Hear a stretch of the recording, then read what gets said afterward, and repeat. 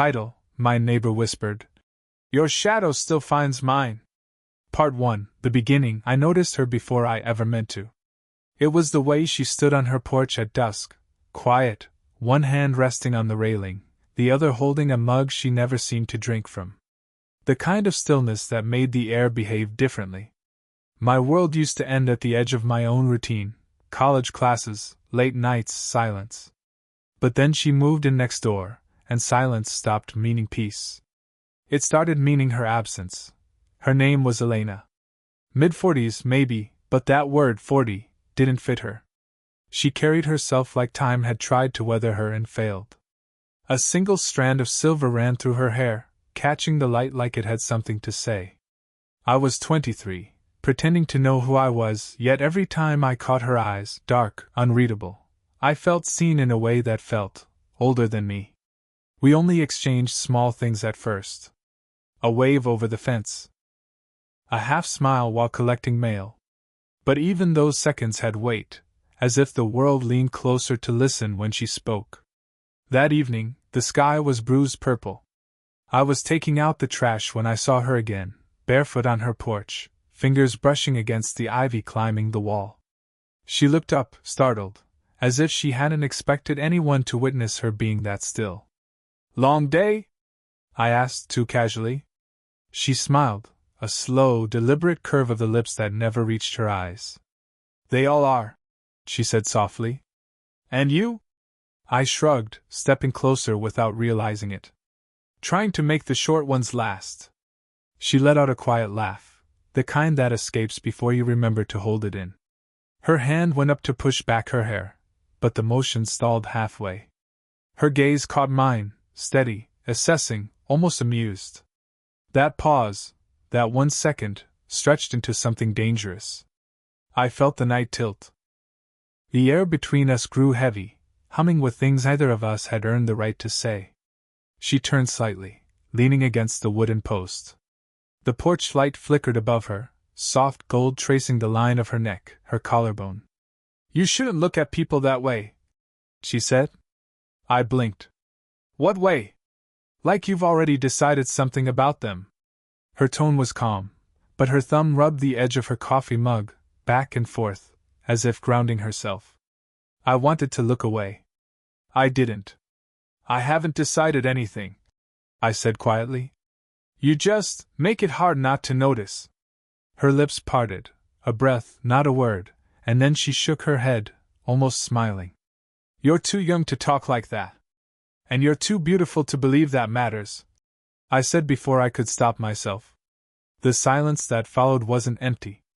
It was full of heartbeat, distance, and 1,000 tiny boundaries rearranging themselves. A breeze moved between us, carrying the faintest trace of jasmine. She stepped forward, just enough for the light to catch her eyes again. Something unguarded flickered there, regret, curiosity, maybe both. Good night, she whispered, though her body didn't move. I should have answered, but words felt clumsy now. So I only nodded.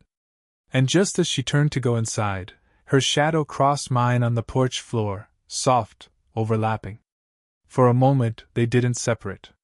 Then, a door creaked open behind her. A man's voice, low, from inside the house. Elena? You coming in? She froze, barely, but enough for me to see the shift in her shoulders. When she looked back at me, her expression was unreadable again.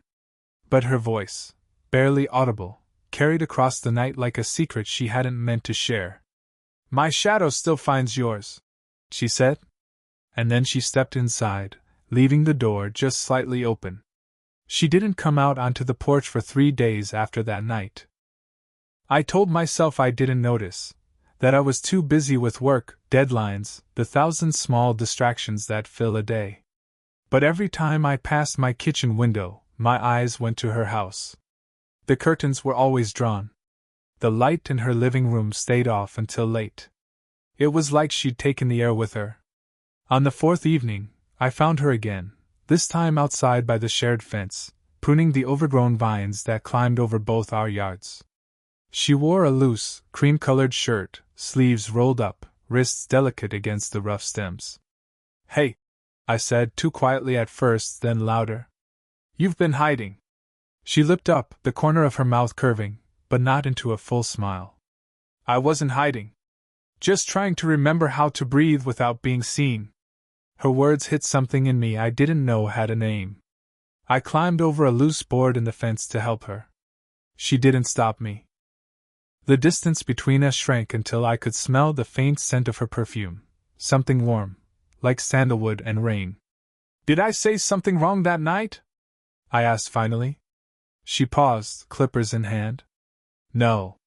You said something honest. That's rarer than it should be. I wanted to ask what she meant, but she moved closer to take a branch from me. Our hands brushed, and she froze. For a heartbeat, either of us moved. Her skin was soft, cool, and she didn't pull away. Then she did, too quickly, as if burned by her own hesitation. My husband and I, she began, eyes still on the vines. We don't really live together anymore. Just under the same roof. You know how people can disappear without leaving? I nodded, though I didn't know that kind of silence. Not yet. I used to teach art. She went on, almost absently. Stopped after things got complicated. Her voice wavered slightly, like she was balancing on the edge of a memory. You still paint? I asked. Not lately, she said. Then, after a pause, but maybe I should. When she turned to look at me, her eyes softened. You remind me of the kind of people I used to draw, people who didn't know they were being seen. The world went quiet around us. The wind carried a few petals across her shoulder. I wanted to touch them, to touch her, but I didn't move. You shouldn't say things like that, I said. Why not? Because I'll believe them. Her breath caught, just slightly. The silence between us thickened until the sound of her clippers dropping broke it. She bent to pick them up, but I was faster. Our hands collided again. This time she didn't pull away. Her fingers lingered against mine, slow, deliberate. When she finally stood, our faces were too close. Her hair brushed my cheek, a whisper of warmth, a trace of jasmine and regret. Either of us spoke. The world could have ended right then, and I don't think I would have noticed. She exhaled, eyes half closed, and said quietly, You make it too easy to forget the rules. I didn't move, didn't answer, just watched her fingers tremble as she took a small step back. But before she turned away, she reached out and smoothed the crease on my sleeve, an unnecessary gesture, soft and intimate. Her touch lingered longer than it should have. And when she finally looked up, her voice was barely a whisper. Next time, bring your sketches. I'd like to see what you notice. Title, my neighbor whispered. Your shadow still finds mine. Part 3. Heightening suspense. It started raining that evening, a slow, steady kind of rain that makes everything sound closer than it is. I'd left my sketchbook on her porch 2 nights before, half by accident, half by design. When I went to retrieve it, the air smelled of wet soil and her jasmine plant. She opened the door before I could knock, holding the sketchbook in her hand. You left this, she said. Her voice was calm, but her fingers lingered on the cover, like she'd been holding it too long. Did you look? I asked. Maybe, she admitted. You draw like someone who watches too closely. I didn't deny it. She stepped aside to let me in, though hesitation flickered across her face. I followed her into the small living room, dim light, soft music playing low, the kind of warmth that feels borrowed. The walls were lined with unfinished canvases. Blues, grays, golds, the colors of emotions that don't have names. You still paint? I said softly. Sometimes, she replied. When I forget to stop myself. She was wearing a dark sweater, sleeves rolled up, her hair still damp from the rain. The scent of her shampoo filled the space between us, subtle and disarming. I opened my sketchbook, pretending to check the pages, but my hands weren't steady. I could feel her watching me, the quiet kind of attention that warms and wounds at the same time. You drew me, she said. It wasn't a question. I looked down at the page, her silhouette, standing by the window, caught in shadow. I couldn't help it, I said. You were there. She moved closer. People draw what they want to understand. Her words landed like a confession. We stood a breath apart, either moving. Her hand brushed against mine as she turned the page, fingertips grazing skin, soft but electric. Outside, thunder rumbled distantly. Inside, every sound disappeared except for the small, uneven rhythm of our breathing. You shouldn't be here, she whispered. I know. Then why are you? I don't know that either. Her lips parted, just barely, a flicker of something unspoken. The moment teetered. The room felt smaller, the air heavier. And then, the sound of footsteps outside. A man's voice. Elena? She froze. The same voice as before. Her husband. I stepped back instantly, the sketchbook still open between us. She didn't move, didn't answer. The footsteps stopped just outside the door. Elena? He called again. She closed the sketchbook, pressed it into my hands, and whispered, Go. But when I turned toward the back door, she caught my wrist, tight, trembling. Her eyes met mine, wide, full of something raw. Don't think this was nothing, she said. The doorknob rattled. She let go. I slipped out into the rain, heart hammering, the echo of her touch still burning against my skin. When I looked back through the window, she was still standing there, one hand on the glass, her breath fogging the pane. For a moment, I thought she might open the door again. She didn't. But when the light flickered inside her house, I saw my own reflection overlapping hers in the window, two shadows still finding each other. The rain had stopped, but the air still smelled like thunder. Everything felt suspended, the sky, the silence, the way I couldn't stop replaying the moment she'd said don't think this was nothing. I hadn't seen her since that night. Not until this evening. She was standing by the mailbox in a light cardigan, the wind tugging strands of hair loose around her face. I almost walked past, but she turned before I could, eyes meeting mine with the kind of calm that only exists after too much chaos. You left your umbrella, she said, holding it out. I took it, though it wasn't the umbrella I wanted. Your husband. I started, but she cut me off gently. He's gone. Conference. 3 days. The words hung there, dangerous in their simplicity. Do you want to come in? She asked. I followed her inside. The house felt quieter than before, no music, no lights except for the small lamp by the couch. The space smelled faintly of paint and something floral, something that was hers. She moved to pour tea, but her hands shook slightly when she handed me the cup. Elena, I said, her name soft on my tongue. She looked up. You shouldn't say it like that. Like what? Like it means something. Maybe it does. Her breath caught, barely audible. The cup in her hand tilted, a drop of tea spilled onto her wrist. Without thinking, I reached out and brushed it away with my thumb. Her skin was warm, and she didn't move. Either of us spoke. The only sound was the faint ticking of the wall clock, each second marking a rule we were about to break. She took a step closer. You don't know what you're doing, she whispered. Then tell me. Her eyes searched mine, not for answers, but for reasons to stop. She didn't find one. I brushed a strand of hair from her face. It clung to my fingers before falling away. She exhaled, the sound trembling in the small space between us. Do you think I haven't thought about this? She said, voice low. Every night since that porch, since you said I was too beautiful to believe it mattered. She stopped herself. Elena, I began, but she shook her head, stepping even closer.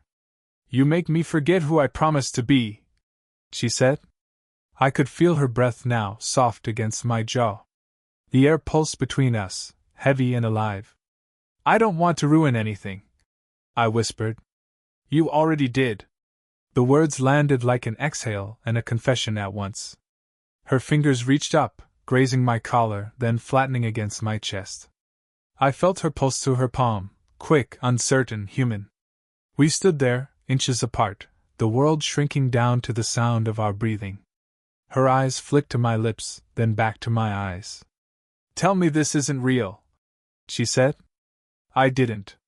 She leaned in, so close I could feel the warmth of her breath when she whispered, not quite touching, not quite stopping. Then don't move, she murmured. The door creaked. We froze. A voice from outside, a neighbor calling her name, casual, unaware. She closed her eyes, the tension trembling through her body. When she opened them again, her voice was barely there. This can't stay hidden forever, she said. And still, she didn't step back. Asterisk title, my neighbor whispered. Your shadow still finds mine. Part 5, the twist, she didn't come to the door the next day. Or the one after. By the third evening, I told myself I wouldn't check again, but I still ended up outside, pretending to water the same dry patch of grass that hadn't needed care in weeks. Her porch light was off. No shadow behind the curtains. Just a faint hum of distance, and a silence that felt heavier than rain. Then, just as I turned to leave, her door opened. Elena, I said before I could stop myself. She didn't answer. Her eyes were red-rimmed, her voice flat. He knows. The words hit like a drop of cold water down the spine. What? My husband, she said, stepping out, arms wrapped around herself. He found your sketchbook. The drawings. I felt the blood drain from my face. He thought they were old portraits, she continued quietly, until he saw the date. I started to speak, but she cut in. He didn't say much. Just looked at me, the way someone looks when they already knew but needed proof. The wind caught her hair, lifted it across her face. She didn't move to fix it. What did you tell him? I asked. The truth, she said. That nothing happened. I nodded, though something in her voice didn't sound certain. She stepped closer, close enough that I could see the tremor in her hands. You have to understand, I didn't plan any of this. You just appeared. And I started to remember what it felt like to be alive. Her voice broke on the last word. Elena, I whispered, but she shook her head. He's leaving for good this time. Said he'll be gone by the weekend. That's a good thing, I said too quickly. No, she replied softer now. It means I don't have anyone left to blame. The sentence lingered, sharp, aching, too honest. She took another step forward. My pulse stuttered. The distance between us vanished like it was never meant to exist. Her hand brushed against mine, tentative, trembling. Then she stopped, almost as if she'd caught herself mid-thought. You shouldn't have drawn me, she whispered. You made me visible again. I wanted to tell her that I'd draw her 1,000 times over if it meant she'd stay, but my throat tightened. Instead, I reached up, brushed the stray strand of hair from her cheek. She leaned into it, just slightly, eyes fluttering closed. And then a sound shattered the moment, a phone vibrating on the porch railing. She looked at the screen. A single message glowed through the dim light. I told him everything. Her breath hitched. My stomach dropped. She turned the phone toward me, the message from her husband's number. Elena, I said. What does he mean? Her hand trembled, the phone slipping slightly. He has a recording, she whispered. That night in the rain, he heard us. For a long moment, neither of us spoke. Then she looked up at me, eyes fierce, alive again. Then we stopped pretending, she said. She took my hand, tight, defiant, and pulled me inside, closing the door behind us. The house felt smaller that night, too small for breath, too small for denial. Rain had returned, softer this time, but its rhythm against the window seemed to echo everything we weren't saying. Elena stood by the table, her phone face down, the last message between us like a shadow either of us could step over. He's gone? I asked quietly. She nodded. He took what he wanted to say with him. The silence that followed wasn't peaceful. It pulsed, alive, trembling, waiting. I stepped closer, the floor creaking beneath me. She didn't move, just turned slightly, watching me through her reflection in the window. You should hate me for this, she whispered. I tried, I said. Didn't work. She let out a fragile laugh, one that dissolved almost as soon as it appeared. Her shoulders tensed. I could see her fighting herself in real time. Everything about this is wrong, she said. Then why does it feel like the only thing that isn't? That stopped her. Her breath hitched. Slowly, she turned to face me, her eyes darker than I'd ever seen them. You don't understand, she said. When you're my age, you start living in halves. Half truth, half silence, half hope. You forget how to want something without fearing it. I reached for her hand, but she hesitated. My fingers brushed hers anyway, tentative, searching. Then let me remember for you, I said softly. Her hand trembled once before her fingers closed around mine, tight, like she was holding on to something breaking. Don't, she whispered, though her grip didn't loosen. I have to. She stepped closer until I could feel the warmth of her body, the soft rise and fall of her breathing. Her forehead nearly touched mine. Every heartbeat between us was a confession. This will ruin you, she said, voice unsteady. Maybe, I murmured, but not wanting you already did. Her lips parted, a breath, a surrender. My hand came up to her face, fingers brushing along her jaw, her hair sliding through them like silk. Her eyes fluttered closed for a moment too long to be accidental. You make me forget the years between us, she whispered. And you make me feel them, I said. Everyone. The air around us thickened, electric, heavy, human. Neither of us moved, afraid that doing so would shatter whatever fragile truth we built. Her hand rose to my chest, resting above my heart. You'll regret this someday, she said. Then I'll remember it until I do. That broke something inside her, the careful distance, the fear. She leaned in, slow, trembling, until her lips brushed the edge of my jaw. It wasn't a kiss. Not yet. Just a promise hanging in the air. Outside, thunder rolled again. Inside, time stopped. When she finally pulled back, her eyes were wet, but her voice was steady. Now you know, she said. I do. And for the first time, there was no distance left between us, only understanding. Morning came quietly, the kind of morning that feels like forgiveness. The rain had stopped some time before dawn, leaving the air cool and clean. I found her sitting on the porch steps, barefoot, a blanket wrapped loosely around her shoulders. The world felt different now, emptied, rearranged, softer somehow. She didn't turn when I opened the door behind her. You're up early, I said. I couldn't sleep, she replied, voice low but steady. I kept thinking about everything I should regret. And? She finally looked at me, eyes tired but clear. I don't. I sat beside her, careful not to crowd her space, though the nearness felt inevitable now. The wood beneath us was damp. The sunrise painted her face in gold and rose. For the first time since I'd met her, she didn't seem guarded. Just real. He left for good, she said quietly. No note. Just gone. I nodded, unsure if I should be relieved or afraid for her. She glanced at me, almost smiling. Don't look so serious. I've survived worse. I wanted to reach for her hand, but I waited until she slid her fingers across the step and found mine first. Her touch was warm, a little uncertain, but it stayed. You're still thinking too much, she said. Can't help it, I murmured. Everything feels different now. That's what happens when you stop pretending. The wind shifted, carrying the smell of wet jasmine. Her hair brushed against my shoulder. I turned, and for a moment we just looked at each other, no words, no hesitation. The kind of silence that says we both know.